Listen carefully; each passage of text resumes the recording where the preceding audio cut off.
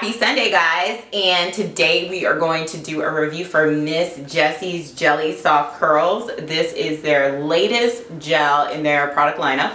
I was interested in this one because it didn't have any kind of mineral oil or anything that I would consider heavy that could be difficult to rinse from my hair. But it does have glycerin. It's a third ingredient, so let's see how it worked out for me. So let's just do a quick overview. Once again, Miss Jessie's packaging, always impeccable.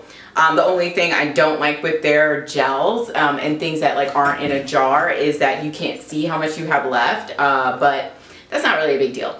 The ingredients, they're okay. They're better than they have been in the past, but they're not impeccable.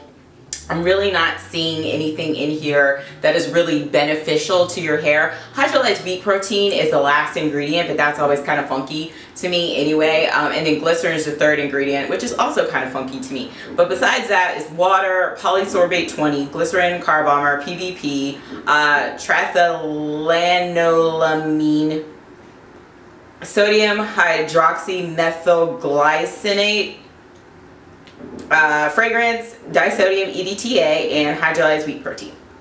Okay, and the smell. It has that fabric softener smell of the Pillow Soft Curls, but it is not as strong. It's not as cloying as the Pillow Soft Curls has the potential to be. It's not my preference for a smell because, you know, I like everything to smell like dessert, but it does not bother me. I'm fine with it. The consistency, if it'll come out, it's a very like thick jelly type consistency. I don't know if you can see that, but I actually really like the consistency, and it's clear, and I like that because a lot of Miss Jessie's products have dyes in them, and this one is totally clear, so there is no dye in this one, so that rocks. Okay, so the first time I use this gel, I just use it by itself. The directions say just use it on damp hair, apply about a quarter size of it. My dog is totally going ham on our little toy right here, so if you hear any kind of panting, that's him. That's not me being overly passionate about a product. So anyway, I put it on my hair by itself, and I will tell you right now, this stuff went on with such awesome slip, and it clumped my curls beautifully, and I was like, oh my god, I was like, really? Like, I'm about to be impressed. Like, this is the bomb. Like, I loved it. It didn't feel super gunky on my hair going on. It didn't feel like my hair was going to take forever to dry, and it was awesome, and that is what happened. But as it began to dry, I don't know if this happens to you guys sometimes, but sometimes as my hair begins to dry, it kind of does a 180 in terms of performance. Like, I'll think it's going to look great, and then it kind of starts to look a little disheveled, a little ashy. I think that my hair is, you know, getting a little bit dry because it doesn't look as nourished as it initially did when it was wet. So that was kind of a bust. And it's how my hair continued to dry. When my hair fully dried, it was pretty dry. I didn't like how it felt at all. It felt kind of coated, and I ended up drenching my hair in like a leave-in conditioner and then like putting it in a bun for 3 days. So I wasn't a huge fan of that. So then I was like, well, maybe this is my fault. I didn't use a leave-in conditioner, even though the directions say you don't need one, but 90% of the time I'll say I use a leave-in conditioner, so I decided to use one. That was horrible.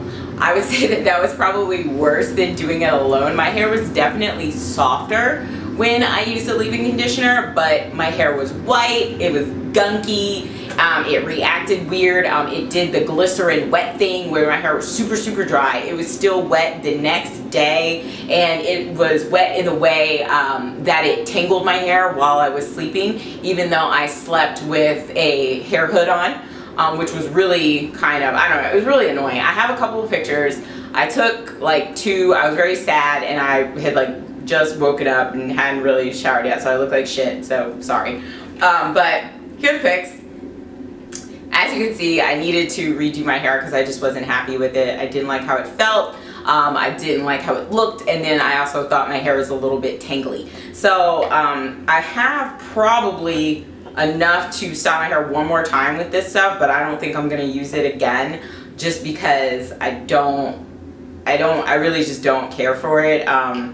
And I know that there are better products I could buy. I bought this at Ricky's in New York. It was like $14.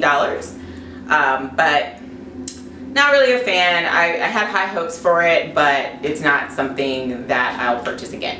If you have any questions about this product, please check the details before you ask me any questions, because I'm going to outline the pros and the cons like I normally do in the deets below. But if you have additional questions, feel free to add them to the comments. And that is really all I have to say about this product. As for the rest of my Sunday, go Cowboys! Alright, I'll talk to you guys later. Bye!